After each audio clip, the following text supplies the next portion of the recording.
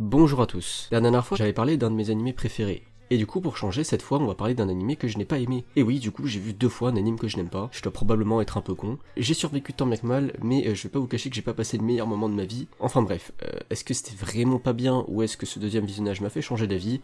Eh bien, on va aller voir ça tout de suite. Aujourd'hui, on parle de Ange Vierge, honnêtement.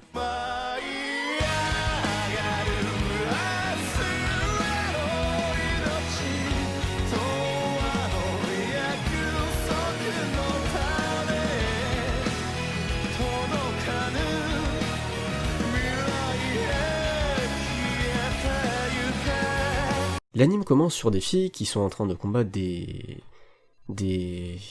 boules noires, je sais pas. On est donc dans un univers où 5 mondes menacent de se fusionner. Le monde noir, le monde rouge, le monde vert, le monde blanc et le monde bleu qui est la Terre. Dans le but d'éviter que les 5 mondes se rencontrent et par conséquent éviter la fin du monde, des filles venant des 5 mondes ont été réunies sur une île pour stopper la menace appelée Ouroboros. Vous avez compris ? Non? Eh bien c'est normal parce que moi non plus. On retrouve nos héroïnes dans un bain, même celle qui est un robot parce que Nick. On observe qu'il y a quelques tensions entre Saya, notre personnage principal, et Amane. On retrouve encore dans un autre bain je sais même pas, mais en tout cas elle présente un peu les dangers. Et encore dans un autre bain, décidément, on retrouve Saya et sa senpai Hinata. Les deux discutent, et on verra ensuite chacune des membres de l'équipe discuter avec leur senpai venant de leur monde respectif. Et c'est super chiant, on n'apprend pas grand chose d'intéressant, donc je passe. Bref, l'équipe de Saya va affronter l'équipe des senpai. Ouais, étant donné que la confiance régnait pas trop, je suis pratiquement sûr que ça va mal se passer. Surprenamment, ça ne se passe pas bien, et elles se disputent. Est-ce que ça se voit que j'ai pas passé le meilleur moment de ma vie en voyant cet animé? Ensuite on a un flashback montrant la rencontre entre Saya et Amane. Par la suite on se retrouve dans les bains, encore, pour discuter. Et on voit encore des tensions, mais j'ai vu assez de scènes dans des bains pour les 10 prochaines années, donc on passe. Saya fait sa Dark Sasuke associable et part, et on retrouve nos gradés, putain je sais toujours pas qui c'est. Pendant qu'un perso secondaire est en train de survoler l'océan, un Ouroboros apparaît. Ah d'accord, donc c'est le nom des boules noires, je note, ok. Ensuite, nos braves protagonistes arrivent à trouver une base d'Ouroboros, et donc les senpai sont envoyés sur leur place. Oh là là, je me demande si ça va bien se passer.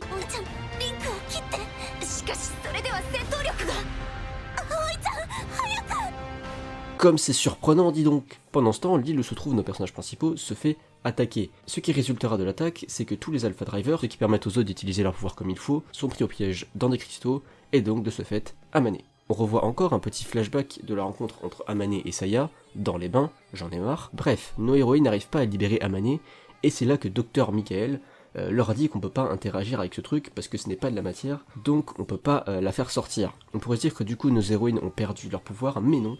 En fait, elles sont juste moins performantes. Nos héroïnes partent à la recherche de leur senpai, et on apprend que les 5 mondes rentreront en collision dans très précisément 168 heures. C'est un détail, mais on s'en branle. En arrivant sur l'île, Saya et les autres vont faire une terrible découverte, à savoir que leurs senpai se font manipuler et transférer l'instinct d'Ouroboros. Et là je fais comme si je savais de quoi il s'agissait, sauf qu'en fait j'en ai aucune idée. Bref, Saya va affronter Hinata, et on a vu qu'elle était plus forte au début de l'animé, et en plus Amane est plus là, donc leurs pouvoirs sont réduits, et en plus...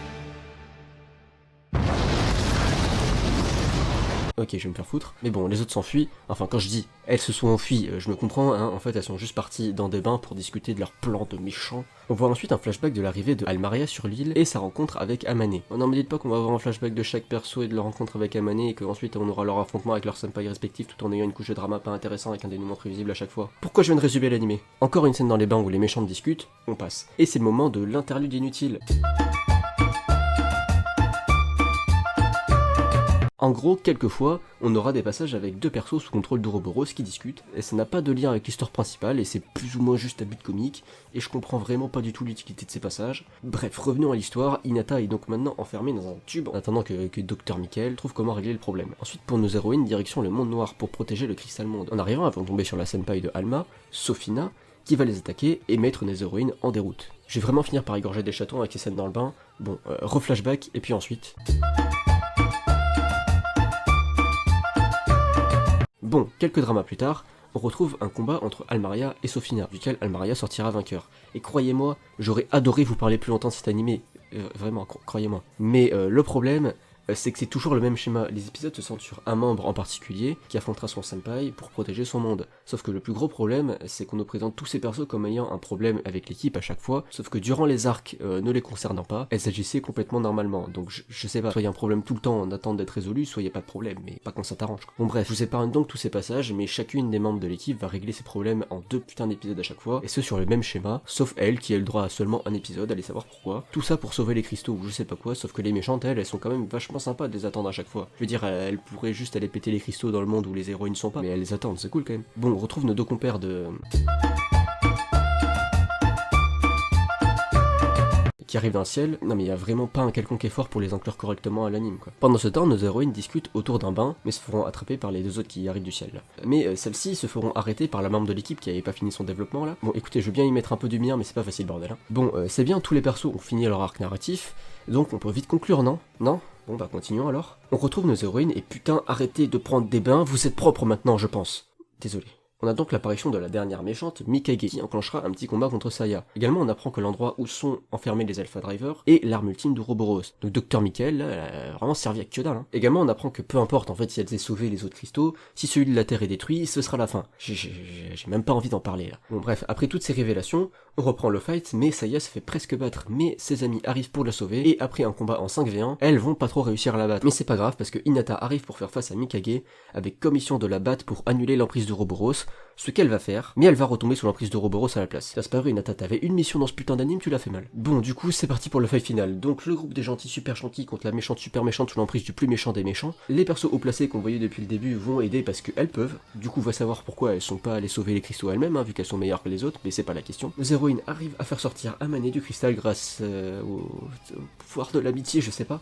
Ce qui va permettre à nos héroïnes d'exploiter pleinement leur puissance. Ah, parce que c'est vrai qu'elles étaient pas à pleine puissance. Ouais, c'est vrai, j'avais eu tendance à l'oublier parce qu'elles ont quand même défoncé leur senpai les unes après les autres qui étaient censées être plus forts qu'elles, donc bon, elles arrivent à battre Hinata, tous les persos vus jusqu'à présent reviennent pour exterminer Ouroboros, et elles y arrivent, c'est la fin. Et attendez, c'est quoi ce foutage de gueule? L'anime se finit même pas sur une scène dans le bain. Bon voilà, j'ai fini de résumer l'animé, je pense que vous avez deviné ce que je pense de cet animé. Pour être tout à fait honnête, bien que je me souvenais ne pas l'avoir aimé, je ne me rappelais pas qu'il était si chiant en fait.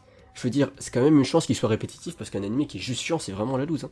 Et pour tout vous dire, cet animé, ça doit être un des tout premiers que j'ai vu. Et je sais pas si c'est inquiétant que le fait qu'un des premiers animés que j'ai vu soit un animé du doux nom de Ange Vierge. Mais paradoxalement, c'est aussi un des animés que j'ai mis le plus de temps à finir. Quelque chose comme 2 mois pour 12 épisodes, c'est pas ouf. L'animé est pas non plus éclaté au sol, franchement, les combats sont plutôt corrects. Mais ce qui pêche vraiment, c'est les personnages. Même pas leur développement en fait. C'est juste, j'en trouve vraiment aucun intéressant ou qui se démarque plus qu'un autre. L'animé est ultra répétitif, c'est surtout ça son défaut. Ça et le fait que le scénar soit comment expliquer sans être méchant, pas excellent quoi. Bref, si vous voulez vous faire votre propre avis sur l'animé, il est disponible sur Crunchyroll. Moi en tout cas, je ne veux plus jamais le revoir. Merci d'avoir regardé la vidéo, mais ne partez pas tout de suite. Si vous avez des animés sympas à traiter pour cette série, n'hésitez pas à me le dire. Le style d'animé parfait pour ça, je pense, c'est des animés plus dans le style de Inazuma Eleven Go Galaxy ou de Anonatsu Matalu, donc des trucs un peu con sur les bords quoi. Vous pouvez également aller voir sur mon My Anime List ou mon Anilist les animés que j'ai prévu de voir et me dire peut-être lesquels se prêteraient bien à ce format. N'hésitez pas à vous abonner, activer la cloche, à mettre un like et un commentaire. Je vous retrouve une prochaine fois. Au revoir.